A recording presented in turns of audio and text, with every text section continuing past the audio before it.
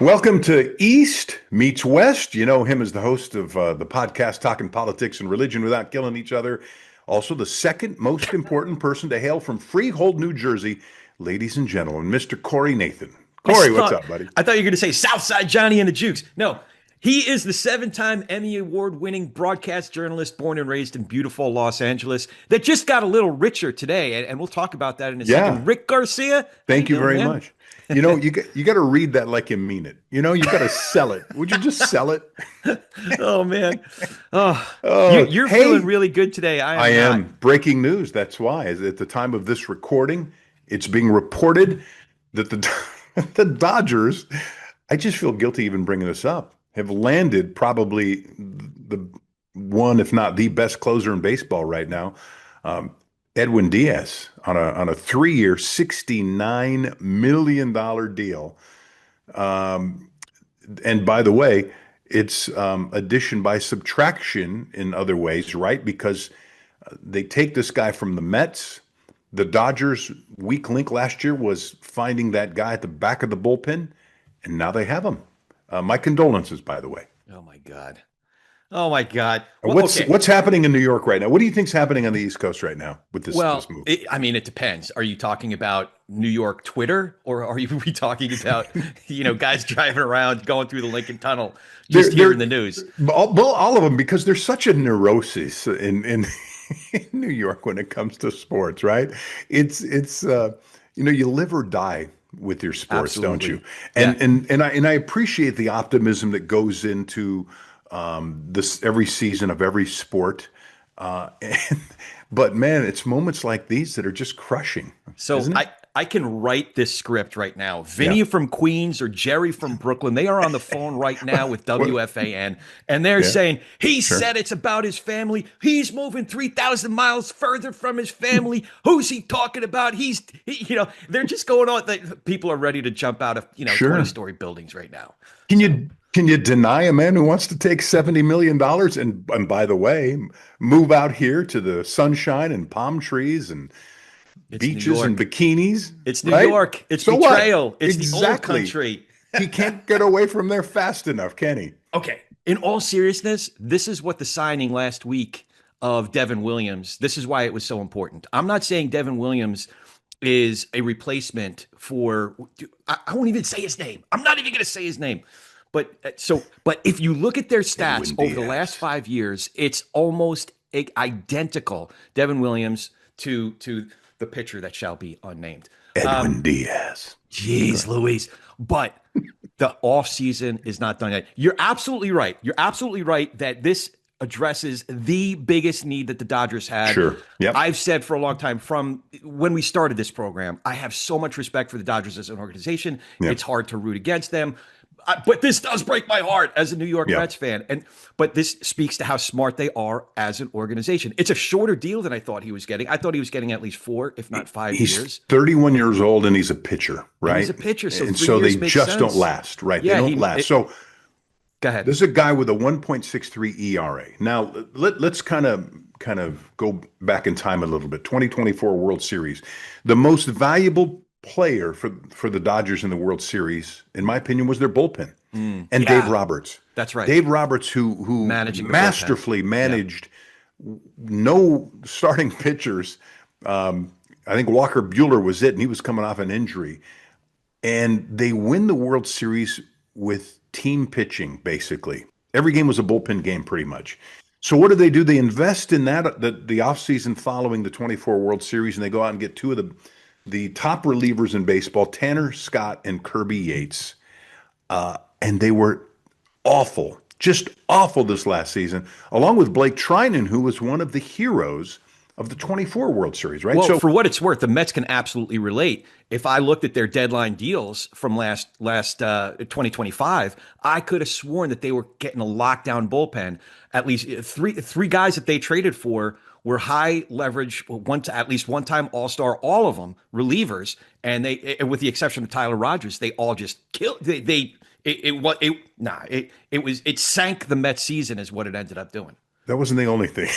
Saved the Mets season. But let me finish the thought that. Sure. So now here's the great news about this, other than the fact you get this incredible, pitcher, but the domino effect it has on the rest of the bullpen. For example, Tanner Scott, who you spent all that money on and who was such a major disappointment, he gets a chance to try to redeem himself. No pressure on him to worry about the back end of the bullpen. Maybe he becomes the setup guy. Maybe he's a seventh inning guy. Kirby Yates is pretty much gone. I don't know that Blake, they're going to keep Blake Trinan at this point. So, I mean, those guys, I think, are going to be history.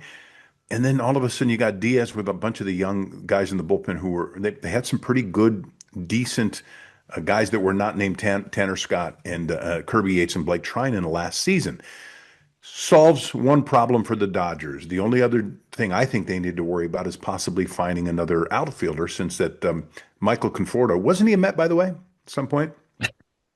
Right? You just got to another major disappointment, and he didn't perform. So they're looking for that outfielder replacement. I don't think there's any reason to hurry on that, because, by the way, if Tanner Scott does perform well in the bullpen, he becomes a trading card, in my opinion, at the deadline, right? So, because I think their bullpen is now going to be pretty loaded. So yeah. We'll see how this pans out overall. I know it's not good news for the Mets. They've refocused now on keeping some guys, right? Yeah. So what Edwin just looking at this objectively, as hard as it is for me, as New Yorkers don't know how to do, but go ahead. But Edwin Díaz, you're absolutely right. I think the first thing that it does is it gives you a ninth inning guy. So every single person in your bullpen becomes that much better, because your closer now becomes an eighth inning guy or some other high leverage guy, and it has a domino effect down the rest. And as we know, in 2024 and 2025, it was their area of greatest need. Now, I think that Edwin Díaz, he's not Mariano Rivera. He's a very, very good relief pitcher, arguably one of the best this last year, and also if you go back to 2022. But if you look at the cumulative of the last 3 years, he missed all of 2023. He was so at best in 2024, and it wasn't until just this year. And even this year, when he was at his best, you saw his proclivities, which is he can walk the universe before he finds it. But if he walks the universe and then he's still trying to find it against the Mets lineup, or if he would have done it against the Dodgers lineup this year, that's where his weaknesses are exposed. So you know what you're doing now? You're doing this. Okay? This is what you're doing now. You're doing that. And you're hoping that I'm not friends with you anymore. You're hoping the test doesn't come back positive. That's what you're hoping. Because if he's out of his mind on fire, it's going to be 3 World Series in a row for the Dodgers. And by the way, you're right. I don't think it could backfire. Let me put it to you that way. If the Dodgers have a bad year, it's just because it's hard to maintain that level of play. I mentioned off the top, I was a little embarrassed by this move. It's so reminiscent of those old Yankees teams under Steinbrenner. You know, right now, the Dodgers can afford to. Well, what's the difference then? Because for me, buying a team. And the Dodgers used to be known back in the day for homegrown players, man. They created all the most valuable players who'd go on to play for other teams eventually. Rookies of the year, so many of them. And now they're just filling the team up with players that they're getting in free agency. So I think you're making a mistake here, though. And that mistake is that the George Steinbrenner Yankees were the Yankees of the 80s. The 95 through 2000, 2001, 2003 Yankees, those weren't the George. Now, he did come back after his suspension, but those teams were specifically shaped because George Steinbrenner was away long enough for them to keep Derek Jeter, for them to keep Andy Pettitte, for them to keep Bernie Sanders. Not Bernie Sanders. Could you imagine Bernie Sanders? He had 240 that year, I think, didn't Bernie he? Williams, you know what I meant. Oh, man. I don't know what his OPS was. But let me just look.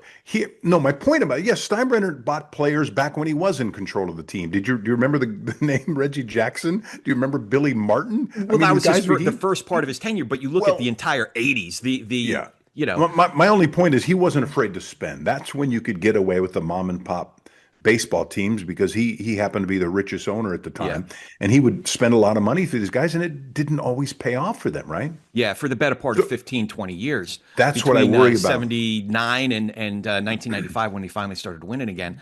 But here's my prediction. My prediction is over the course of this 3 years, the Dodgers will absolutely win one, if not two more World Series. Wow. Yeah. But I also think that the reliever, who shall not be named, will have Edwin Díaz.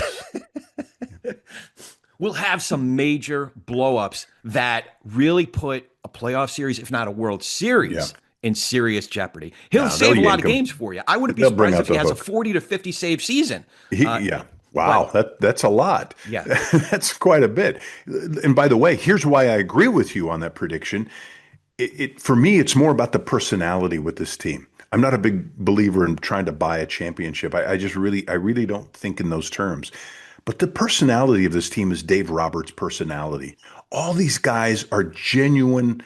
They're just good guys, right? There's no guys are not pounding each other and getting mad at each other in the locker room. They all root for each other. They're fans of each other's. They don't care who the star is.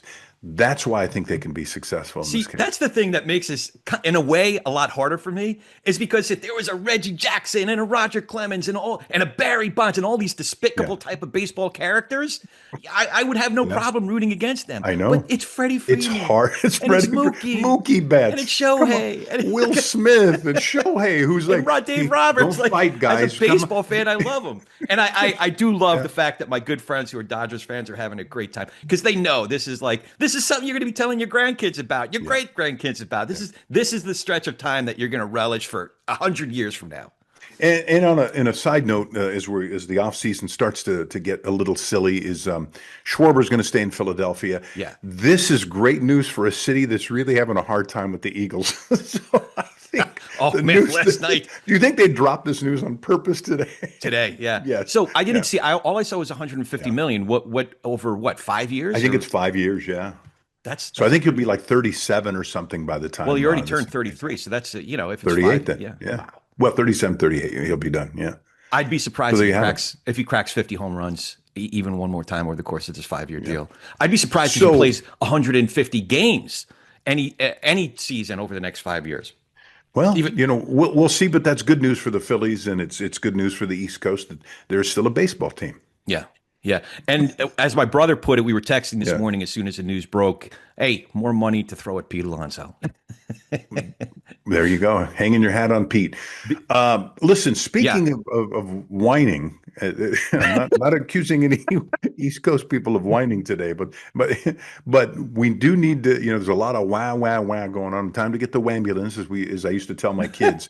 College football, man, what is going on? With it's one of those situations where the could you hear that? The ferocious dog? No, we both have dogs. They're both. Yeah. You know what? My dog is upset about Edwin Díaz, and your dog is upset about Notre Dame. I guess I don't know. Here's I'll give you my take. We'll set the scene first. The college football playoffs are set.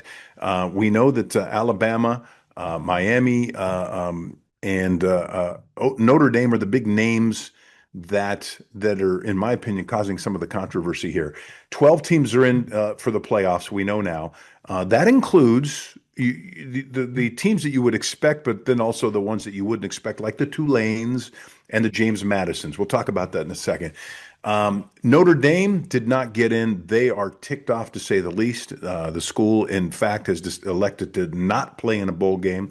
We'll talk about that in a moment too. But let me give you my take on the teams the team that I think shouldn't be in. I'm not. It's harder to decide who should be in, but this to me is an easy decision on who should not be in the college football playoffs. And it's, oh by golly, Alabama. Alabama lost 3 games this season. Yeah. And I think one of the rules should be if you lose more than 2 games, you don't qualify. Mm-hmm. Because they've already lost 3 games, and 2 of them came against teams that are in the college football playoffs. I don't want to see Alabama again. In fact, in their conference championship, they got beat up pretty bad by Georgia. Now, I know they beat Georgia earlier in the year, but this last game, this is when you're supposed to be peaking, they got pounded. I don't want to see Alabama play another college football game. Here's the funny thing is if you look at the bracket, I would not be surprised at all to see Alabama. Well, it won't be a surprise at all if they win their first game against Oklahoma. I would not be surprised at all if they win their second game, if they win the first game against Indiana. Well, I mean, Indiana. So Indiana appears to be the cream of the crop. They are undefeated at this point. They were able to get past Ohio State, which I thought might have been the best team in the country going into that game. But here, here's the thing. I think first of all they ought to do away with the college the conference championships. Yeah, this is going to be it's that possible penalized that Alabama under your thinking, that would have penalized Alabama for them merely going to their championship game. And they could meet again at some point, right? I mean, I don't want to see. Look, I don't want to see teams play each other 2 or 3 times a year. I don't. And I think some of the criteria again, losing 3 games. I mean. So if Alabama runs the table in the playoffs and wins, they've lost 3 teams. Are they the best team in the country? I don't know. Again, 3 losses for me, and it's like, forget it. You're out. So what's the solution? Is the solution to go back to a 4-team playoff, a 2-team playoff, a championship game? Like, what's the solution? The problem is nobody has a great idea on a solution. That's the tough part. If you went back to 8 teams, I wonder if anybody would argue. Oklahoma would be the 8th, and if you go by rankings, would be the team 8 with a 10-2 record. Could that be could you then say, well, nobody else should complain that this is the last team with 2 losses that got in, but then some people are going to whine and say, well, but they lost to Texas. They did lose to Mississippi, and Mississippi is in the playoffs. Texas didn't make it. I mean, I don't know what the answer to this is. Here's one idea that I do have. I think these teams are playing like 12, 13 games a season. Let's cut it back to 10 games. All right. 10 games max. You could even go a game or 2 less. And let's start the playoffs earlier. Let's start the minute that last game ends, 1 week later, they're playing the playoffs. And let these teams then just wipe each other out. Get rid of the conference championships. And again, if you want to keep it, well, we're going to put a team in with 3 losses, which I just think is BS. Then let them hammer it out after an 8-game season if you have to. That way you can get more teams in the playoffs if you do less regular season games. So would you say going to 16 or 24 with an entry round or a full 32? Well, what are you talking about? Well, that's a tough question, right? So if you would have let Notre Dame in and you would have let BYU in, then you still have a Tulane and a James Madison, right? Yeah. So what do you do about those 2 teams? I mean, look, here's what I will tell you, because of the way it's set up. I'm rooting like crazy for James Madison. I want to see them do well. I think their coach just took over the UCLA job, if I'm not mistaken. And they only lost 1 game this year, but I mean, the teams that, let me go see if I can go through one of these, the schedules of some of these teams here. Well, speaking of schedules, that's the only. I am very much supportive of Notre Dame's complaints. And frankly, the only excuse that I heard was such a lame excuse from the committee chair, Hunter. What's his name? Yurachek. He said, "Well, once we moved Miami ahead of BYU, we had that side-by-side comparison, as if he needed to look at them on the board to actually compare Notre Dame and that was the dumbest excuse I ever heard." They won 10 games in a row. But just to finish the thought, the only thing I will say is as I look at their schedule, sure, they did not have the schedule. I would say the 6th worst team that Alabama played was better than just about any team that Notre Dame played outside of Miami and maybe A&M. To my point, now you look at a team like James Madison, whose only loss came to Louisville, but they played Weber State, Liberty, Georgia Southern. I'm not going to rattle off the whole schedule. Right. But I mean, and then, you go into Tulane and you say, well, I mean, these guys, they also had a good year. They were 11-2. I mean, by their standards, they had a win against Northwestern. Is that a big deal? One of their losses did come to Ole Miss, but then they lost to UTSA. Is that University of Texas San Antonio? Something like that. Yeah, I don't even know. 48-26. They're playing. I mean, they're playing Temple and Army and Tulsa. No disrespect to those schools, but again, we're talking about who do we want to see in the college football championship? The best teams, the best 2 teams in the country. Yeah. End. Stop. So I don't know that we've gotten there. Now Here's what I will tell you. Notre Dame has a case for possibly getting in. They lost their first 2 games. Then they went on a roll, man. They won, what, 10 straight or something like that? They won out. They rolled, they ran the table the rest of the way through. What I will tell you is that by the same token, now they've decided, and I think the plan was to have them play in a bowl game, Pop-Tarts or something like that. That's right, yeah. Against BYU, right? That would have been a decent game. Notre Dame's going to take their ball and go home. They do not want to play in a bowl game. What do you think of that? It drives me nuts. It's why? Like, what are you teaching these young guys? You're telling them, hey, we didn't get our way. And so guess what? We're just going to pout and we're going to go away. We're not going to play. Well, there's some young guys on the team that are never going to play another college football game again.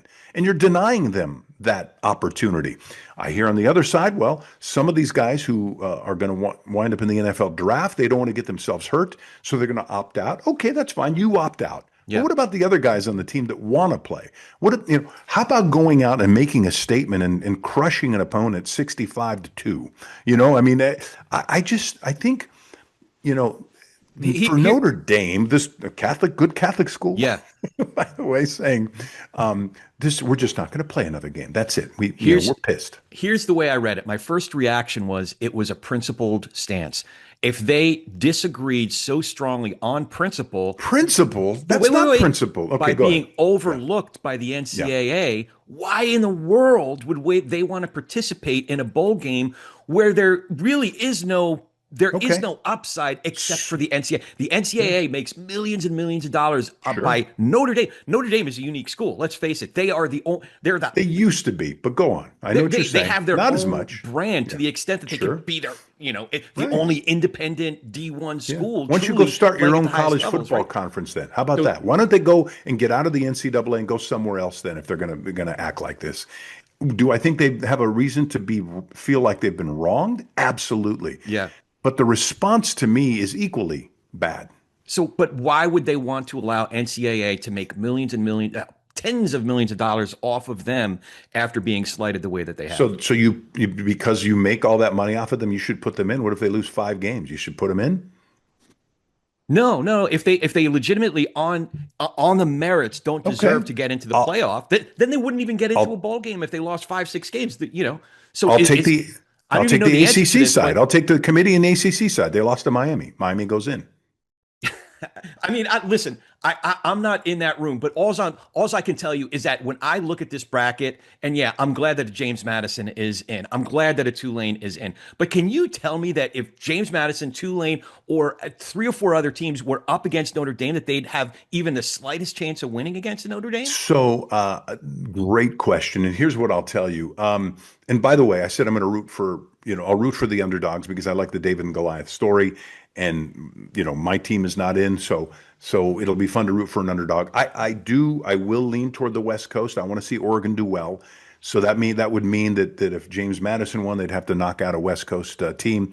So that would be a little bit of a bummer. I would like to see one of these 2 teams prove that they belong to be in the college football playoffs. I just don't think they're going to prove it, right? Yeah, I don't see it. I don't see it. In fact, I do think that on that top bracket, like I said, Alabama, I believe, is going to beat Oklahoma, and I would not be surprised at all if they win that game against Indiana, just on the gristle that they've been eating ever since that loss to Georgia. And then Oregon is going to beat James Madison handily. I also think Oregon is actually going to beat Texas Tech. So we're going to see an Alabama-Oregon semifinal. That's what. Are you serious? Let me. I don't. The downside of it, the bottom side of the bracket. I'm looking at the bracket. I'm looking at the bracket with you. So here's what I will tell you as we look at the brackets though, and we'll just make a quick prediction here. I think Oregon beats James Madison. If it's a big upset, then that would be a fun one. And then Oregon plays Texas Tech. I think that's going to be a good game. Alabama and Oklahoma. I'm trying to think. Did Alabama lost to Oklahoma earlier in the year, right? So that'll be a Was that one of their 3 losses? They lost to Georgia. They lost to Florida State. That was the loss that should have knocked them out out of the gate. So there's another good example of why Alabama shouldn't be there. But then they got to turn around. Whoever wins that game is going to play Indiana. So I think Indiana moves on from there. Ole Miss against Tulane. It'll be interesting to see what Mississippi does without Lane Kiffin there. They'll win that first game. Okay, they should. They should, right? And then they're going to get crushed in the second game. They're going to lose to Georgia. And then Miami, Texas A&M.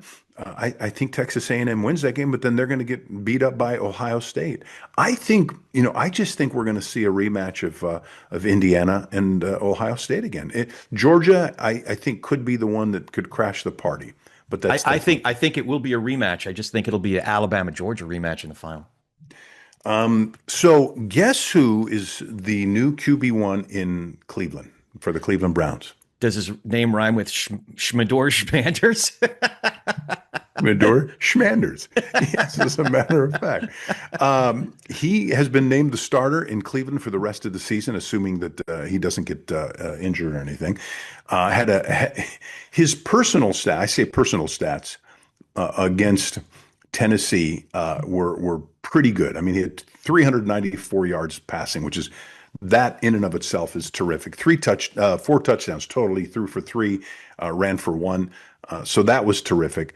The downside to this is they lost to the worst team in the NFL. So do you want a guy that goes, 10 for 15 and 120 yards, but wins the game? I mean, what? Tell me.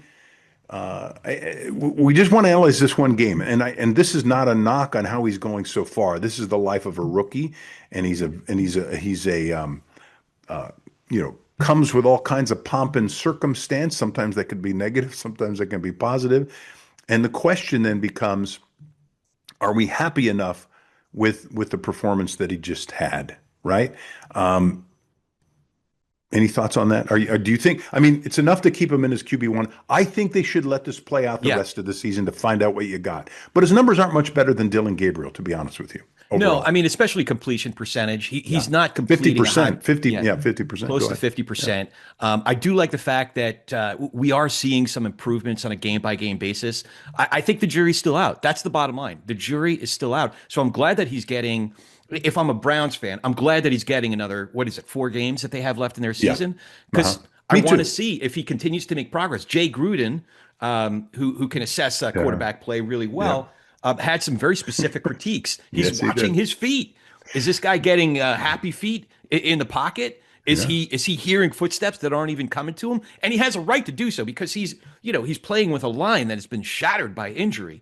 So I get it. Even if he was a veteran quarterback, I'd be nervous about the line he's playing behind. Well, let's be specific. Gruden called Shedeur's feet a train wreck. Yeah. Feet might be the most important thing for a quarterback. You talk about arm. You can have a strong arm. You can have can have nice touch, lay the ball in there nicely, but it's all about the feet, man. It's the base and the feet. It's all about the base. Is that what you're saying? It's all about the base. Aaron Rodgers, I mean, he's got great feet in the pocket. He's a guy to watch. Man. Matthew Stafford, great feet in the pocket. Tom Brady, great feet in the pocket. That doesn't mean they could run, right? Rodgers could run a little bit. Stafford used to in the day, but not anymore. And Tom Brady never. But they had great feet. But my comparison, and I mentioned this before with Shedeur, they're not going to compare him to the guys I just mentioned. They're going to compare him to Cam Ward. So let's do that. Right. Yeah. Ward, 14 of 28, 117 yards, 2 touchdowns, and an interception, right? Shedeur Sanders, 23 of 42, 364 yards, 3 touchdowns, and an interception. Yeah. He ran for a touchdown. Cam Ward won. Cam Ward won. That's the only stat that matters, right? That is for quarterbacks. I look, game managers, I know people they don't want to talk about quarterbacks. Quarterbacks do not want to be called game managers. That's a way of telling them they're just not a great quarterback, but they're serviceable. Shedeur's flashy. Which, by the way, one should never tell one's wife, you're very serviceable. Well, I agree. Something to avoid. I'm with you on that one. Here's the rest of Cleveland's schedule. They're at the Bears. They're going to lose that game. Question is by how much? They host the Bills. I think that so the Bears game, I think, is going to be a lower scoring game, but that's because the Bears are just going to control the clock. If you told me that they're going to have 40 minutes on the offensive side of the ball, the Bears, that is, because they're just going to be running, especially depending on the weather. I think you could predict it's going to be bad weather. Okay, but yeah, I think they're going to control the clock in that game. I think the Bears are going to beat them. I don't think it's going to be close. Yeah, the Bills are next. Oh, forget about it. The Bills are starting to heat up a little bit, right? Yeah. And then you've got the Steelers, right? That'll be an interesting game. They're fighting for a playoff berth. I think that they're going to be And they're a fighting for their dangerous team. coach's career right here. I think that the Steelers are going to win that game as well, and then they play the Bengals. That'll be another interesting game. Question is, does Joe Burrow play, or do the Bengals say, "Hey, we don't want to take a chance"? Pack it up. Yeah. Yeah. Yeah. So Steelers and Bengals in conference, right? And they're not. Neither of those teams are setting the world on fire. They both teams have something to play for, but I think they'll be interesting games. I think Sanders he's what Eddie and I call a red ass. He's like a chip on his shoulder, you know. So he's definitely got something to prove. And he's improving on a week-to-week basis. So I'll be interested to see if he pulls out one of these 4 games and which one it'll be. I think it'll be one of the two, Pittsburgh or Cincinnati. He's starting to say the right things. I think, again, for me, the focus is not his ability, because he's got lots of ability. Question is he coachable? Yeah. Like, will he listen? If his feet truly are a train wreck, will he allow somebody to work on those with him in the offseason? Or is he letting his quarterback coach do that now? Is he a me guy? Or Sean McVay loves to put banners in his locker rooms and all the offices at the Rams facilities. We then team, I think, is the one this year. We, not me, that kind of stuff. Is Sanders capable of that? Yeah. If he is, then the guys around him will want to follow him. If not, he has to win. It doesn't matter what the numbers are. If they're winning, they'll rally around him. But I do want to see him the rest of the year. Yeah. Just because he's fun to watch, and we'll continue with our updates to see where this goes. I'll keep saying it though. Year 2 is when you really find out what your quarterback's made of, and so it may not mean a lot. But here's what I will tell you: the player that the Browns paid hundreds of millions of dollars to, who's rarely played, Deshaun Watson. Yeah.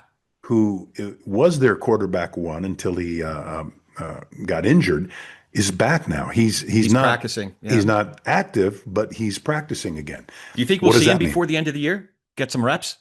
That's a great question. I would play him. I'd want to see him in a game, at least just a game. To sniff the field and actual game action, so that he doesn't go another whatever it is 7-8 months before he sees actual game action. Because the last thing you want to do is have to play a guy who's making what, 48 million, 50 million a year, playing the preseason. Right. However, whether it's going to be one game or 3 games, or you want to look at the young guy, but you want to decide if the old guy, who had some pretty good numbers earlier in his career, and then had some off-field problems. Yeah. When he was playing for the Browns, he stunk it up. Which guy is left in that person? Here's the other thing: they're going to have access to a high pick in the draft. Yeah, that's right. So do they tank in order to get I don't think they need to tank, because I think they have some trade bait among those 3 quarterbacks. You know what they actually need? Actually, now that you mention it, let's say they're somewhere between 1 and 3 in the draft. You trade any one of those picks, and you can get a couple of seconds, 2 or 3 thirds. And what that does is it fortifies their line. Yeah. Because that's ultimately what they, on the offensive side of the ball, that's what they need the most. But the quarterback is still an enigma. Who's it going to be? Yeah. I mean, they didn't make things easy by drafting 2 this year. Is it Dylan Gabriel? Do they trade him? Is it Shedeur Sanders? He's tradable. I think he's a tradable commodity. I think the Raiders would love a guy like that. Or is it Deshaun Watson? Does he have a resurgence like some of these other, like the like Darnold, Sam Darnold, and some of these other guys, and Baker Mayfield, and could Deshaun Watson be that next guy? We don't know. So I wonder if he is just going to continue going on the trajectory he's been on for the last 3 or 4 years, or if he's going to be like, what was the quarterback's name that had a great start to his career in Atlanta, and then ran into some troubles? Michael Vick. If he's going to be a Michael Vick. Michael Vick had a great second act in his career, and not to mention in his career, in his life. So I love comeback stories like that, that they have some troubles, whatever they might be. Now, granted, dog fighting and what Watson got into are 2 very different things, but sorted nonetheless. But I love to see redemption stories. Well, like second that. chances, of course, so Geno Smith was thought to be that for a little while. He's back to his old struggling days. So there you have it. Ready to pop that culture? Let's do it. Let's do it. Stop that culture. I know that lots of folks who are going to be watching this, they've heard of the band Megadeth, and we all have. They're a successful a band. I think they've sold 50 million records at some point. Considered thrash metal, not necessarily Rick's cup of tea, though. I think I have pretty eclectic taste, and I don't care where the music comes from. If it's a song that I like, then I can be part of that genre. But I don't own any Megadeth. I guess I can't even say CDs. They're not on my playlist. Let me put it to you that way. But highly successful band. They're in the midst of, every band is kind of doing a reunion tour. This band is among them. There's been a little bit of controversy about who they're going to have play as they get ready to finish their worldwide tour, which again is kind of a goodbye tour, and they're torn between do we bring back some of our original band members, and that would mean that we'd have to do away with some of the current band members, and so the leader of the band, Dave Mustaine, said, it's tough to bring back some of the original members who didn't leave on the best of terms, at the at the risk of getting rid of the current ones who've been working real hard and been team players. That's a long setup to asking you the question: if there was a reunion tour that you could see, and I'm going to let you go as far as a dead or alive, there's a reunion tour you wanted to see involving a band or an artist, dead or alive, that you would love to see just do one more show or one more tour, who would that be? All right. So I have a little bit of a longer answer, but it's worth longer than my setup. Yeah. No, maybe not. I did put out a call. Call for helpers on this one. What is it called? Phone a friend. A lifeline. Yeah, lifeline. Yeah. Why? And you did that because I thought this would be fun. I thought this would be fun to open up to come up with your own opinion on this. No, I do have my own opinion, and I'll share that. All right, go ahead. First, my brother had some good ideas. Eddie had some good ideas. Sure. One was the Grateful Dead, but specifically circa 72 Europe tour, which meant Pigpen was still alive and playing in the band, and Keith Gottschalk was part of the band. Jerry would be part of the group, Jerry right? would, yeah, he would be, well, him and Pigpen were kind of co-front man. Yeah. And Jerry was beginning to take over because by so Grateful Dead, you got the Dead. So your the other one Deadhead. would be Zeppelin, the original Zeppelin, John Bonham Zeppelin, right? Okay. So I think those are pretty good ones. So and Jason Bonham just doesn't do it. Yeah. Help me understand. Yeah. Is this brother Eddie's choice, or is this Corey's choice? Can you make a choice without Eddie?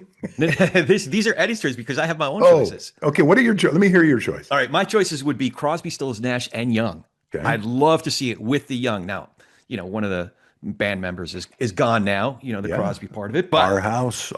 Yeah. Would love to see it. The whole Deja Vu album. I mean, come on.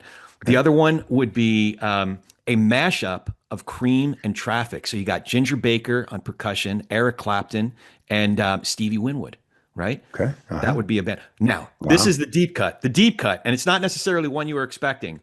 Man, I would have loved to have been in the room when John Coltrane and Thelonious Monk were playing together. Are you a jazz guy? Are you a jazz guy at all? Not a jazz guy in general. Man, I have a great deal of respect for the genre, but not something I listen. You're not going to hear that cranked up in my car. Generally speaking, love it when I'm at a lounge having a drink. Yeah. Love jazz in the background. Well, that's the best way to see it. I'm in a smaller place, finger, a smaller, more intimate space where you're just really taking it in, and great virtuosos just going all Those night. are quite refined, sophisticated choices. I don't know if I'll impress you with mine. And by the way, like you. I'm a big music lover, and I've gone to my share of concerts, and I've seen everything from the Rolling Stones to. Well, we saw one of the most surprisingly great concerts together. I had no. What was the name of the fella? Who do we see? We saw him at COC together. It was the night that Rick Springfield. Yes, Rick Springfield, and it was the night that Eddie Money passed away. Remember how we started that show? Sure. Yeah. What a great performer. Everything I've seen, everything from the Stones. I'm just going to share the different genres. I tend to be more you'll see me more at something that's more pop. Stones, Aerosmith to Bruno Mars, Lady Gaga, Okay. Billie Eilish. I kind of go run the gauntlet of different, but tend to focus more Earth, Wind and Fire. Oh my gosh, and Chicago. But the reunion, I think I would have loved to have seen the most. Yeah. Would have been Queen with Freddie Mercury. Oh yeah. I've seen Queen with Adam Lambert, which was amazing, but Oh yeah. Queen with Freddie Freddie Mercury Mercury. is one of my regrets that I didn't see that concert. Well, when did he die? It feels like he died recently, but I know it was Well, like no, it's 85, 86. well, I think 90 eventually when maybe it Freddie was, died. yeah. I'll let you look that up while I tell you my other one. Can you do that? Sure. How quick are you doing that? I want to say 1991. Yeah, you're 91. right. Yeah. The diagnosis for AIDS was, I think, in the 80s, but and he died of complications of that. But the other one, believe it or not, my parents over and over when I was a kid said, "Hey, we're going to Las Vegas and we're going to see Elvis." Oh baby. We were kicking and screaming and said, "No way." And for me, I'm like, well, what about Michael Jackson and the Jackson Five? Are they performing? And I'm Yeah. just a kid. And that was a group I listened to as a kid and loved. And my mom's like, "No, you don't understand this. This would be it's such an amazing experience to go see Elvis." We fought her and fought her, fought her, and we won. But we really lost. Right? Yes. Because I never got to see Elvis. Now, I'm not going to sit there and say, okay, this guy's the greatest crooner of all times. He is, considered the king of But he was a rock and roll. performer. He was an entertainer. He was a Yeah. performer. And he kind of spawned many of the careers of the people that came after him that kind of had that some of that flamboyance, which he probably stole from others as well. But kind of an original in that regard. So that's one I regret that we did not see and had an opportunity to see. So Yeah. That's a good one. Freddie Mercury, Queen, and they're two different, kind of Very different. Yeah. styles there. But there you have it, man. All right. Tell Eddie thank you for his suggestions. Absolutely. We're gonna have to get him on the show here at some point. We'll do that and tell him to in the future submit those in writing. Okay. Okay. Fair enough. This is fun, All right. Rick. Thanks Listen, for doing I know it. it's time to say goodbye. I'm Rick Garcia. He's Corey Nathan. It's East meets West. Thank you so much for joining us. And don't forget, let everyone know you can find us on Apple, Spotify, YouTube, wherever you get your podcasts. You've been listening to East Meets West Sports. Now go play ball. Baby got